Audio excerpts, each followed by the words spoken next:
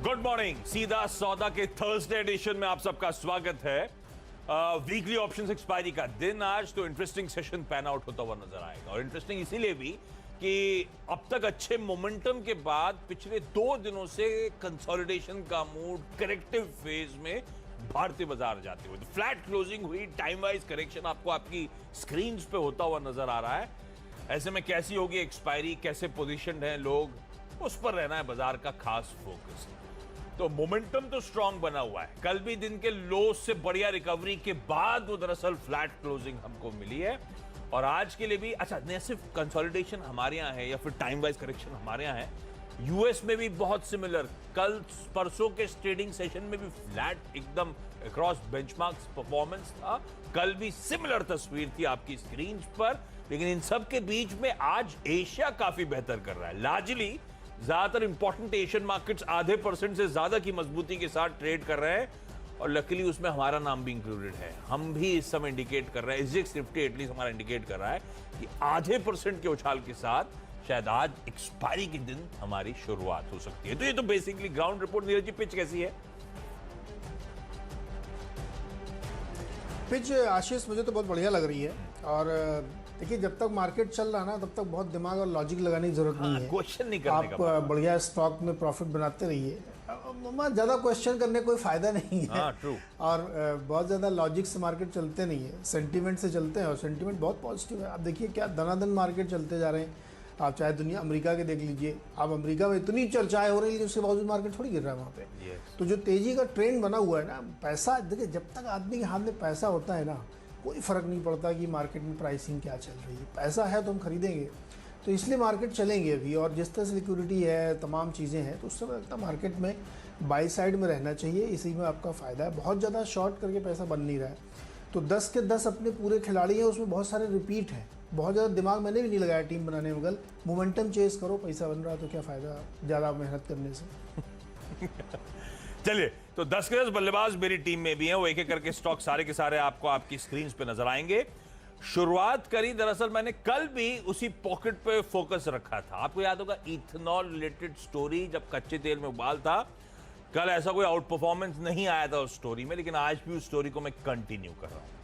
तो 2 stock screen पर आएंगे। पहला एक ही दिखाइए, प्राज इंडस्ट्रीज आएगा। अब हुआ क्या है, $70 के ऊपर जब कल क्रूड गया था, तब मैंने कहा था कि वो अपस्ट्रीम ऑयल मार्केटिंग कंपनीज तो बट ऑब्वियस चॉइस होगी, लेकिन शुगर एज अ स्पेस को अडॉप्ट रखिएगा, क्योंकि इथेनॉल पर फोकस थ्रस्ट सरकार का बढ़ेगा। कल बहुत कंफ्यूजन था इथेनॉल ब्लेंडिंग को लेकर। अब कहा यह जा रहा है कि इथेनॉल ब्लेंडिंग जो अब बढ़ाकर 20% पे इवेंचुअल टारगेट से सरकार के ले जाने के लिए, उन टारगेट्स की जो समय सीमा थी उसे एडवांस कर दिया है। तो 2030 तक हम 20% की तरफ मूव कर रहे थे, अब हम 2025 तक वो टारगेट्स अचीव करते हुए नजर आएंगे। और 2023 से इसके लिए प्रोक्यूरमेंट, इसकी तैयारी शुरू हो जाएगी। तो इथेनॉल का वो बड़ा प्ले, और आमतौर पे जब कच्चा तेल लेवल से किसी इंपॉर्टेंट साइकोलॉजिकल लेवल से ब्रीच करता है, तो ये चैटर वैसे भी बढ़ता हुआ नजर आता है। इसीलिए कल मेंशन कर रहा था और कल शाम को यही सब हो रहा था। प्राज इंडस्ट्रीज सबसे बेहतरीन इथेनॉल प्ले तो ये आपकी स्क्रीन पर है। कौन सी शुगर कंपनी, कौन सी non sugar company ethanol plant लगाएगी, कौन इस फायदे को भुनाएगी, वो अपनी जगह जो भी करेंगे। ज्यादातर प्राज इंडस्ट्रीज मार्केट लीडर है, इथेनॉल प्लांट सेट करके आपको देती है। शुगर के, इथेनॉल के प्लांट सेटिंग के लिए कंपनी जानी जाती है। तगड़े ऑर्डर्स में क्रिएशन भी आया इसी स्पेस से, जिसको लेकर स्ट्रीट बुलिश हो रहा है। ये स्टॉक ये बहुत मैसिव, ये चलता ऐसा ही है। जब चलता है तो बहुत मैसिव रीरेटिंग, उसके बाद कंसोलिडेशन। तो मैसिव रीरेटिंग के फेज में माइनर कंसोलिडेशन आया। इसमें 400 रुपए के लेवल से ये ठंडा होकर कामकाज कर रहा था। मुझे लगता है ये फिर चलना चाहिए। गजब की स्टोरी है और गजब का स्टॉक पे मोमेंटम है, लोगों का इंटरेस्ट है। प्राज इंडस्ट्रीज पहला। द्वारिकेश शुगर, कल भी मैंने मेंशन करा था कि इथेनॉल प्लेस बहुत बढ़िया है। इस कंपनी एक तो सॉलिड फाइनेंशियल्स पे अब खड़ी हुई है, डबल डिजिट रिटर्न्स क्लॉक करती है। Q4 का परफॉर्मेंस बहुत स्ट्रांग था, और उस स्ट्रांग परफॉर्मेंस के पीछे सबसे इंपॉर्टेंट ये डिस्टिलरी की जो सेगमेंट है उसका जबरदस्त आउट परफॉर्मेंस। और ये कहां से आया? मेरे ख्याल से if I am not mistaken 30 KLPD की इसकी डिस्टिलरी कैपेसिटी थी। 100 KLPD इसने ऐड करी, तो 130 KLPD पे ये ऑलरेडी किलोलीटर्स पर डे पे ये ऑलरेडी खड़ा हो गया आके, और इसीलिए इस तरह की सॉलिड क्वार्टर परफॉर्मेंसेज अब आपको आती हुई नजर आ रही हैं। अब जो अब एक्टिव हो रही है सरकार प्रोक्यूरमेंट्स को लेकर, मुझे लगता है द्वारिकेश शुगर को डाप रखिएगा। ये दोनों स्टॉक्स वो जो इथेनॉल ब्लेंडिंग के बेहतरीन प्लेस हो सकते हैं। बहुत ही सही स्टोरी है एथनॉल ब्लेंडिंग और शुगर की, दोनों में ही बढ़िया तेज़ी रहेगी। लेकिन मैं तो रियल एस्टेट की तरफ लौट रहा हूँ और दो स्टॉक हमने चुने हुए हैं रियल एस्टेट में, तो बॉम्बे डाइंग और गोदरेज ओबेरॉय रियल्टी। मैंने क्यों चुना है, देखिए कल एक रिपोर्ट छपी है, उस रिपोर्ट ये कहती है कि मुंबई एमएमआर रीजन में मई में करीब 11,000 करोड़ रुपए की प्रॉपर्टी की सेल हुई थी, लेकिन वो मार्च में और अप्रैल में अगर आप देखेंगे तो वो 22,000 44,000 करोड़ तक थी, हाफ हो गई। क्यों हुई हाफ? क्योंकि एक तो ईयर एंड था इसलिए बहुत लोगों ने किया और स्टैम्प ड्यूटी का बड़ा बेनिफिट उनको मिल रहा था। अब दोबारा से इस पर चर्चा शुरू हो गई है महाराष्ट्र गवर्नमेंट में भी, और आपको याद होगा नीति आयोग ने भी कहा था कि इसको आपको करना पड़ेगा तभी ये सस्टेनेबल बेसिस पे जाएगा। तो बहुत स्ट्रॉन्ग र्यूमर है कि शायद इस दिशा में सरकारें फिर से फैसला करने वाली हैं, खासतौर पर मुंबई में। और क्रेडिट पॉलिसी से ठीक पहले मुझे लगता है रियल एस्टेट प्ले बेस्ट बैठता है, क्योंकि इस सेगमेंट के लिए रियायत आ सकती है। लेकिन इससे भी बड़ा रीज़न मैं आपको ये बताना चाहता हूँ कि अगर आपने ओबेरॉय रियल्टी की कॉन्फ्रेंस कॉल सुनी होगी तो उसमें उनके प्रमोटर का ये कहना था कि जो लग्जरी रियल एस्टेट है उसमें कोई मंदी नहीं है। 3-4 BHK वाले फ्लैट्स धुआंधार बिक रहे हैं और उनके पास कोई फ्लैट इन्वेंट्री तक में नहीं है। तो इसीलिए मैंने बॉम्बे डाइंग और ओबेरॉय रियल्टी के चुना कि जो मुंबई के बड़े रियल एस्टेट प्लेयर्स हैं, जो लग्जरी मार्केट में प्ले करते हैं, जो बड़े टिकट साइज़ के मकान बनाते हैं, उनको सबसे ज़्यादा गेन होने वाला है। टारगेट्स इन्होंने आउटलुक दे रखे हैं FY22 के कि 1,000 करोड़ रुपए की कम से कम ये सेल करेंगे, और अभी से इनकी एडवांस बुकिंग चल रही है। तो मुझे लगता है रियल एस्टेट पे प्ले करना चाहिए। मास हाउसिंग में हो सकता है थोड़ी सी भी दिक्कत है, क्योंकि जो मिडिल क्लास है उसके पास पैसे नहीं है या उसकी जॉब की दिक्कत हो सकती है। लेकिन जो हायर एंड मकान है उस सेगमेंट के जो भी प्लेयर हैं, बॉम्बे डाइंग जैसे प्लेयर जो बड़े मकान बनाते हैं, बड़ी करते हैं, उनमें बहुत अच्छी तेज़ी बनेगी। बॉम्बे डाइंग में टेक्सटाइल का भी प्ले है, उस ग्रुप का एक IPO भी आने वाला है। लेकिन वो सारी खबरों के साथ साथ प्योर रियल एस्टेट प्ले भी अगर आप देखेंगे तो बेस्ट है। और अब रियल एस्टेट इतना हॉट हो गया है कि मैक्रोटेक हाल ही में जो लिस्ट हुआ लोड़ा, उसकी कवरेज फॉरेन ब्रोकिंग हाउस ने शुरू कर दी है। तो मुझे लगता है खरीदारी करनी चाहिए। बॉम्बे डाइंग में आज का टारगेट 90 का होगा और ओबेरॉय रियल्टी में 625 का। ओके अच्छा, अगली पॉकेट जो है, एक रिजल्ट बड़ा स्ट्रॉन्ग आया था कल देर शाम के रात में ही नंबर्स आए, वो है NRB बेयरिंग्स की। वाकई स्ट्रॉन्ग परफॉर्मेंस इस कंपनी की तरफ से। आय में 37-38% का उछाल, 5 करोड़ का मुनाफा बढ़कर 29-30 करोड़ पे पहुंचा। परसेंटेज कैलकुलेट कर लूं तो ऑलमोस्ट 500% का जंप। 50 पैसे की EPS बढ़कर दरअसल एक क्वार्टर में 3 रुपए पहुंच गई Q4 के। और ये 3 रुपए मतलब हुआ पिछले पूरे साल FY20 की EPS जो थी वो 3 रुपए ही हुआ करती थी, जो Q4 के एक क्वार्टर में क्लॉक कर दी। इस तरह से स्ट्रॉन्ग मोमेंटम ये कंपनीज अपने क्वार्टर 4 नंबर्स में पिकअप कर रही हैं। NRB बेयरिंग्स इसीलिए, और शायद इसी अच्छे नंबर्स का रब ऑफ नेम सेक और सिमिलर बिजनेस छोटी कंपनी मेनन बेयरिंग्स, उसको भी आप रख लीजिएगा, उसमें भी शायद इसका पॉजिटिव रब ऑफ आए। लोग इसे एंटिसिपेट कर भी रहे थे, कल भी वो स्टॉक हरकत में था, तो शायद इसका रब ऑफ आज भी वहां पे कंटिन्यू हो। तो ये वो स्टॉक्स होगा जो रडाप रखना। एक कहानी मदरसन सुमी के नंबर्स, क्या स्ट्रॉन्ग परफॉर्मेंस आया, स्ट्रीट का क्या कॉन्फिडेंस बढ़ा उस स्टॉक को देखते हुए। और परफॉर्मेंस के पीछे, आउट परफॉर्मेंस के पीछे वजह कि इनका यूरोपियन एक्सपोजर अब बहुत बढ़िया कर रहा है। यूरोपियन इकोनॉमी हमसे पहले पटरी पे आ गई है, इसीलिए वो वहां पे ट्रैक्शन अच्छा आ रहा है। तो जो कंपनीज जिनके एक्सपोजर्स हैं, MM फोर्जिंग्स का गजब का एक्सपोजर है, भारत से 50% से कम रेवेन्यूज आते हैं। USA, कनाडा, यूरोप, ये इसके की मार्केट्स हैं, और यूरोप से बहुत तगड़ा शेयर आता है इसके फॉरेन रेवेन्यूज का। और ये फोर्जिंग के बिजनेस में बहुत वेल एस्टैब्लिश प्लेयर है एक्सपोर्ट मार्केट्स में। मुझे लगता है ये जो यूरोप एक्सपोजर वाली कंपनीज हैं, इनमें आउट परफॉर्मेंस आना चाहिए। 530-540 के साल के हाई ऑफ हाईस ट्रेड करता हुआ आपको नजर आएगा। और जी, क्योंकि यूरोप की बात करी तो एक और स्टॉक बता रहा हूं, वो डिपेंडेबल भी हो जाएगा, टाटा मोटर्स। इसको कई बार पिछले दिनों में लिया भी इसी वजह से था कि यूरोप, चाइना, अमेरिकन मार्केट्स बेहतर कर रहे हैं, तो हम बाकी इसके पीयर सेट्स जो इंडिया में लिस्टेड है उससे ज्यादा स्वीटर स्पॉट पे आपको टाटा मोटर्स नजर आ रही है। एक अच्छे मूव के बाद करेक्टिव फेज आया था, 300 के नीचे स्लिप हुआ था। अब धीरे धीरे वापस इसके अपसाइड रिज्यूम होते हुए मुझे लगता है जून के महीने में खबरें ऐसी चलती रहीं तो अच्छा खासा आउट परफॉर्मेंस और प्रीवियस हाइज को टेस्ट करने की तैयारी कर सकता है स्टॉक। इसीलिए MM फोर्जिंग्स और टाटा मोटर्स यूरोपियन एक्सपोजर के चलते टीम्स में। तो आपने हमने पूरे 6 शेयर बता दिए। यस। तो चलिए अब मैं फटाफट बताता हूँ आपको। HOEC और अल्फाजियो दोनों ही क्रूड से रिलेटेड कंपनी है, क्रूड ऑयल से, और कलम ने इनको टीम में डाला तो दोनों ने बढ़िया रिटर्न कमा के दिया है। अल्फाजियो में तो सर्किट लगा था और HOEC 5-6% ऊपर गया था। आज लेने की वजह दो है। एक तो ये बहुत अच्छे मोमेंटम में है, तो मोमेंटम जैसे मैंने कहा था आज बहुत सारे स्टॉक रिपीट है, उसको चेस करना चाहिए। और दूसरा, अगर 71 के ऊपर क्रूड क्लोजिंग नहीं देता तो शायद मैं नहीं लेता इनको, लेकिन 71 के ऊपर क्रूड की क्लोजिंग ये इंडिकेट करती है कि आप पहला पड़ाव 75 के बिल्कुल करीब पहुंचने वाले हैं और इसीलिए इन स्टॉक्स में हरकत रहेगी। HOEC ऑयल प्रोडक्शन में है, गैस प्रोडक्शन में है, तो उसको सीधा बेनिफिट होता है। हर डॉलर पे इन लोगों को फ़ायदा होता है। $1 प्राइस बढ़ता है क्रूड का तो सीधे सीधे इनके इम्पैक्ट आता है। और अल्फाजियो इसलिए क्योंकि जैसे ही प्राइस ऊपर जाने लगते हैं क्रूड के तो फिर वो डिस्कवरी, ड्रिलिंग और ये सब काम शुरू हो जाते हैं, तो उसमें फिर इनकी जो कंसल्टेंसी है, जो इनकी एक्सपर्टाइज है, उसका इस्तेमाल शुरू होता है। जैसे प्राइस गिरते हैं वो सब प्रोजेक्ट ठंडे वस्ते में चले जाते हैं, तो इसीलिए अल्फाजियो में खरीदारी करनी चाहिए। तो दो क्रूड के प्लेयर आज रिपीट है। एमटार टेक्नोलॉजी ने कल रिजल्ट पेश किए, रक्षा क्षेत्र में काम करती है और आमदनी इनकी करीब 26% बढ़ गई है और प्रॉफिट इनका जो है 100% बढ़ गया है। तो मुझे लगता है इस पर ध्यान देना चाहिए। ऑपरेशनली नंबर काफ़ी बेहतर यहाँ देखने को मिल रहे हैं और डिपेंडेबल के तौर पे PNB हाउसिंग आशीष फिर से रिपीट है, तीसरा दिन है। कल भी सर्किट लगा था, परसों भी सर्किट लगा था, आज भी मुझे उम्मीद लगेगा, लेकिन मैं स्ट्रिक्ट वार्निंग दे रहा हूँ, जितने स्टॉक मेरे रिपीट वाले हैं उसमें आप बहुत ध्यान से ट्रेड करें, क्योंकि लगातार जब सर्किट लगते हैं तो कभी बार पलट के लोअर सर्किट भी लग जाता है। तो इसलिए आप ये मत बिल्कुल रॉ में बह जाइएगा, कैरिड अवे मत होइएगा, ध्यान से। लेकिन बहुत स्ट्रॉन्ग खबरें हैं, बहुत स्ट्रॉन्ग मोमेंटम, इसलिए मुझे लगता है इसमें आज फिर से तेजी बनेगी। तो चलिए दोनों टीम के 6-6 स्टॉक्स हो गए, छोटा सा।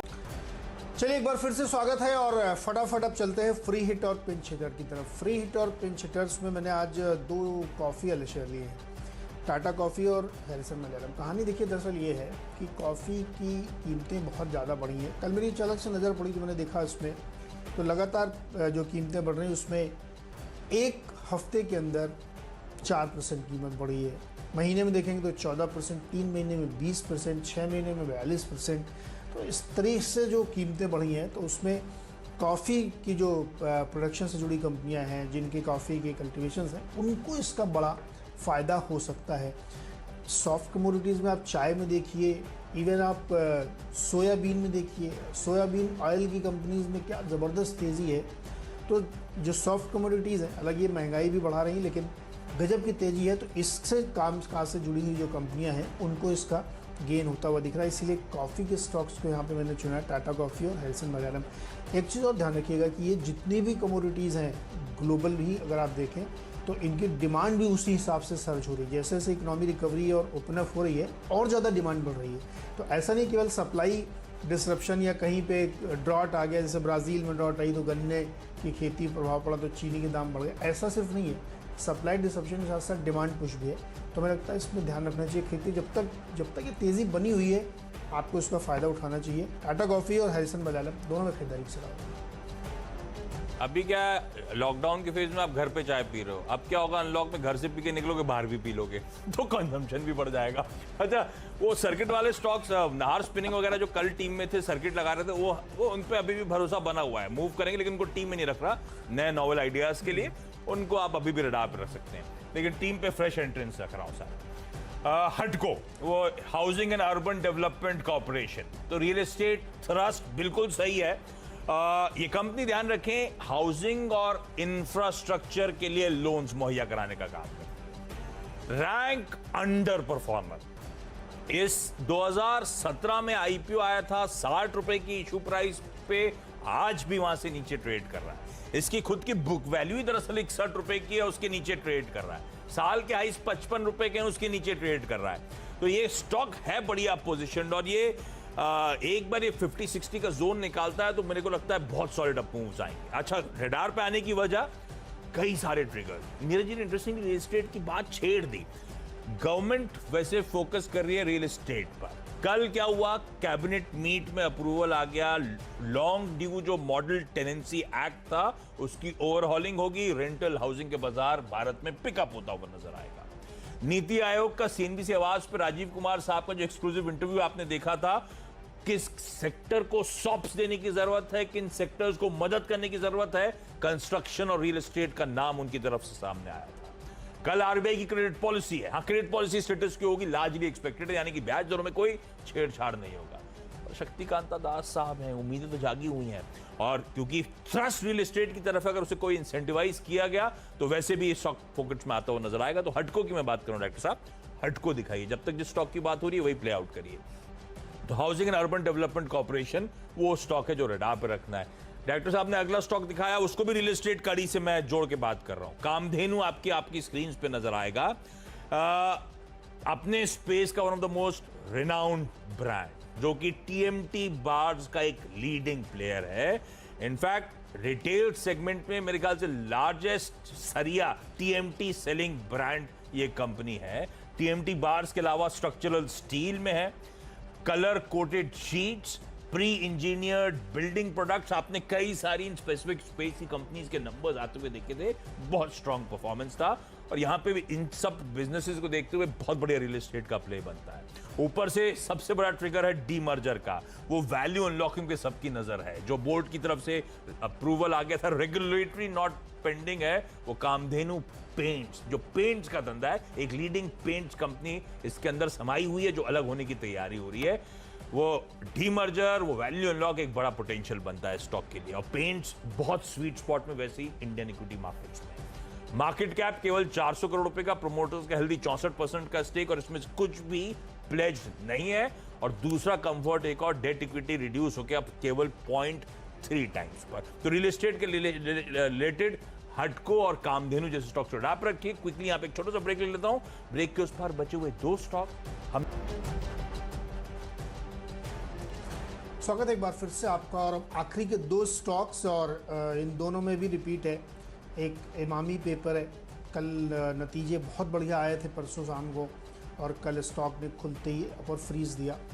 तो चूंकि ये मोमेंटम बना हुआ है तो इसको भी चेस किया जा सकता है आज। हमें लगता है इसमें अभी काफ़ी तेज़ी बाकी है, लेकिन कुछ तेज़ी आपको चेस करनी चाहिए, तो इसीलिए इसको आज रिपीट करें नतीजों के आधार पे।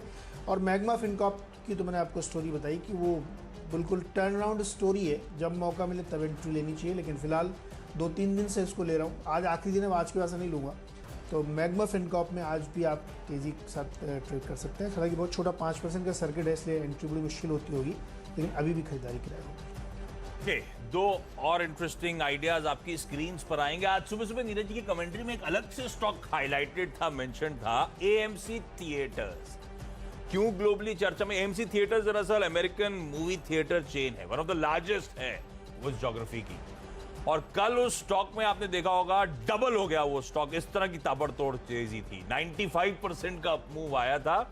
और वैसे नोटिस करिएगा इस वेव 2 के बीच में जो स्टॉक की पिटाई होनी चाहिए थी, एक्चुअली किस तरह की पिलर टू पिलर स्ट्रेंथ के साथ मूव कर रहे हैं। वेव 1 जैसा करेक्टिव मोड आया नहीं। पीवीआर आपकी स्क्रीन पर है, सेक्टर लीडर के साथ ही रहूंगा। मुझे लगता है खरीदारी करने का मन इस समय सिर्फ ट्रेडिंग 1350-1360 के जोन्स के लिए। अनलॉक के फेज में वैसे ही धीरे धीरे करके बढ़ने की तैयारी कर रहे हैं, तो सेंटिमेंट्स तो फेवर में है। देखते हैं प्राइस कितना फॉलो करता है। और आखिरी में, क्योंकि शुरुआत एक स्वीटर नोट के साथ करी थी, शुगर पैक के साथ करी थी, और शुगर स्पेस की बात हो तो इसके सेक्टर लीडर के बिना काम पूरा होता नहीं। नंबर्स के चलते थोड़ा सा ठंडा कामकाज कल भी होता हुआ नजर आया था। लेकिन चाहे वो शुगर की स्टोरी हो या फिर इथेनॉल की स्टोरी हो, बलरामपुर चीनी से बेहतर बैलेंस शीट और बलरामपुर चीनी से बेहतर धंधा है नहीं। तो वो ट्रेडिंग अपनी जगह, ट्रेडिंग प्लस अगर शुगर एज अ स्पेस पे एक्सपोजर, तो ये है वो कंपनी जो आपको आपकी स्क्रीन पे नजर आ रही है। 312 तक के टारगेट्स के लिए आज, लेकिन आज सिर्फ ट्रेडिंग के मन के लिए हाथ से अप्रोच करने के मौके। नीरज जी, 10 की टीम आपकी स्क्रीन पर, 10 के 10 खरीदारी करने के कॉल्स। क्या पसंद आ रहा है, या कुछ आ रहा है कि नहीं आ रहा है? देखिए, जो एएमसी का यहाँ भारतीय संस्करण जो दिख रहा है मुझे, पीवीआर, उसके साथ जाऊंगा। और इसके मतलब इस स्टॉक की तारीफ ये है कि इतने बुरे दौर में भी इतनी मजबूती के साथ खड़ा हुआ है ना, इसके इन्वेस्टर्स को सैल्यूट कि उन्होंने अपनी हिम्मत नहीं छोड़ी और मतलब बड़े बड़े स्टॉक धराशायी हो गए, लेकिन इंडिगो और पीवीआर दो स्टॉक ऐसे हैं जो बिल्कुल ताकत के साथ खड़े हुए हैं, कॉन्फिडेंस के साथ कि अच्छे दिन तो वापस आएंगे। तो पीवीआर में खरीदारी डेफिनेटली करनी चाहिए, और अब ओपन अप होगा, चीज़ें खुलेंगी, शांत होंगी, तो मुझे लगता है कि इसमें तेज़ी बनेगी। और जिस तरीके के परफॉर्मेंस इसने दिए हैं तो मुझे लगता है ये एक स्टॉक हो सकता है। आप मेरी टीम देख के बताइए क्या पसंद है। नहीं, पीवीआर और इंडिगो, ये दोनों स्टॉक आपने बिल्कुल सही पकड़े, गजब के स्ट्रेंथ दिखा रहे हो। इंडिगो तो खास तौर पे आपकी टीम में कई सारे स्टॉक्स पसंद आते हैं, लेकिन नंबर्स कल मैं देख रहा था, एमतार टेक्नोलॉजीज के नंबर्स अच्छे हैं, तो नंबर्स पे अच्छा रिएक्शन स्क्रीन पे देखने को मिलेगा। तो स्टॉक है वो, सर्किट वाले स्टॉक तो खैर अच्छा करेंगे ही करेंगे, लेकिन एमतार में क्योंकि एंट्री के मौके मिलेंगे तो मुझे लगता है अच्छे नंबर्स हैं, अच्छा परफॉर्म करना चाहिए। चलिए 10 की सीधा सौदा की टीम, आज एक्सपायरी का दिन, थर्सडे का ट्रेडिंग सेशन है, लेकिन 10 के 10 बाय कॉल के साथ ही उतरा हूं। स्टॉक स्पेसिफिक एक्शन अभी भी तगड़ा शायद नजर आया। कल सुबह भी मेंशन करा था कि क्रूड जो लगातार उबाल दिखा रहा है, चैटर बढ़ेगा इथेनॉल की ब्लेंडिंग की तरह। खैर वैसे भी स्वीट स्पॉट में कंपनीज आ जाती हैं। प्राज इंडस्ट्रीज रीसेंट करेक्शन के बाद वापस अप मूव की शुरुआत हो चुकी है, मुझे लगता है अच्छा मूव आना चाहिए। द्वारिकेश कल भी स्टोरी हाईलाइट करी थी इथेनॉल की, किस तरह से इस कंपनी के धंधे को बदल रही है, फाइनेंशियल को चेंज कर रहा है, वो डिस्टिलरी जो इसने ऐड करी है, रडार पर रखेंगे इस कंपनी। एनआरबी बेयरिंग्स के बहुत अच्छे नंबर्स आए, कल लेट इवनिंग नंबर्स आए थे, और नंबर्स के चलते मेन एंड बेयरिंग्स भी शायद हरकत में आए। एमएम फोर्जिंग और टाटा मोटर्स इसीलिए क्योंकि कल मदरसन सुमी के नंबर्स दिखा रहे हैं कि कैसे यूरोप रीसरेक्ट हो रहा है। इन कंपनीज का यूरोप में, इन कंपनीज का अमेरिका में, इन कंपनीज का चाइना में अच्छा एक्सपोजर, तो मुझे लगता है ज्यादा स्वीटर स्पॉट में है। एमएम फोर्जिंग का अच्छा खासा 30-35% यूरोप से आता है। टाटा मोटर्स के लिए तो सबसे इंपॉर्टेंट ज्योग्राफीज जेएलआर के लिहाज से वही है जिनके मैंने नाम लिए, तो मुझे लगता है इन दोनों स्टॉक्स को डाप रखेगा, अपने डोमेस्टिक पीयर से शायद बेहतर परफॉर्म कर सकते हैं। रियल एस्टेट का तड़का, तमाम खबरें, चाहे वो नीति आयोग के चेयरमैन राजीव कुमार साहब के साथ आवाज का एक्सक्लूसिव इंटरव्यू हो जिसमें रियल एस्टेट और कंस्ट्रक्शन को सौंप देने की बात, या कल वो रेंटल हाउसिंग के लिए सरकार की नोट आना, या कल की आरबीआई की ग्रेड पॉलिसी से पहले उम्मीद जागना, तो उन सब के बीच में हटको को रडार पर रखिएगा। एक रैंक अंडर परफॉर्मर, लेकिन हरकत में आना चाहिए स्टॉक। कामधेनु, रियल एस्टेट का फोरे भी, और बाकी वो डीमर्जर की वो रेगुलेटरी नोट का बेसब्री सबको इंतजार। पीवीआर क्योंकि मल्टीप्लेक्सेस ग्लोबली आज जरा चर्चा में है, और एथेनॉल का प्ले के साथ ही एंड कर रहा हूं स्वीटर नोट पे फिर से टीम को, बलरामपुर चीनी। चलिए खरीदारी पे पूरा फोकस मेरी टीम में भी आपको देखने को मिलेगा। कई सारे स्टॉक्स पुरानी थीम पे हैं, लेकिन पहले दो स्टॉक आपको रियल एस्टेट के हैं, बॉम्बे डाइंग और ओबराय, और इसलिए क्योंकि क्रेडिट पॉलिसी से ठीक पहले और जिस तरीके के डेटा निकल के आ रहे हैं, खबरें हैं कि इस सेक्टर के लिए कुछ बड़े ऐलान स्टेट गवर्नमेंट्स और आरबीआई की तरफ से एक्सपेक्टेड है। तो मुझे लगता है कि इस पे फोकस रखिएगा, और इसीलिए मैंने खास तौर पे जो हाई एंड कंपनी है, जो वहाँ पे महंगे वाले मकान बिकते हैं, उन्हीं को चुना, क्योंकि वहीं सबसे ज़्यादा डिमांड आती हुई दिख रही। तो इसलिए बॉम्बे डाइंग और ओबराय रियल्टी। ऑयल की स्टोरी इंटैक्ट है, 71 के ऊपर क्रूड चला गया, तो इसलिए एचओईसी और अल्फाजियो में फिर से खरीदारी कर सकते हैं। एमटार टेक्नोलॉजीज जो है नतीजे इसने पेश किए हैं, अच्छे नतीजे देखने को मिल रहे हैं, और डिफेंस सेक्टर में वैसे भी काफ़ी ग्रोथ देखने को मिल रही है, खरीदारी कर सकते हैं। पीएनबी हाउसिंग रिपीट है डिपेंडेबल के तौर पे, तीसरा चौथा दिन होगा जब इसमें सर्किट लग सकता है, तो मुझे लगता है ध्यान से ट्रेड करें, लेकिन खरीदारी की अभी भी सलाह होगी। फ्रीट के तौर पे कॉफ़ी कंपनीज, टाटा कॉफ़ी और हैरिसन मलयालम, क्योंकि कॉफ़ी की कीमतें रुक नहीं रही हैं, बहुत तेज़ी है इसमें, तो यहाँ पे खरीदारी कर सकते हैं। और इमामी और मैग्मा फिनका, दो और रिपीटेड स्टॉक्स हैं जो कल के मोमेंटम को चेस करना चाहिए। अच्छी तेज़ी आई थी इसमें इमामी पेपर में नतीजों के बाद, और नतीजों और मैनेजमेंट चेंज के बाद से तो मैग्मा फिनका रुकने का नाम लिया जाता है, तो इसमें दोनों में खरीदारी कर सकते हैं।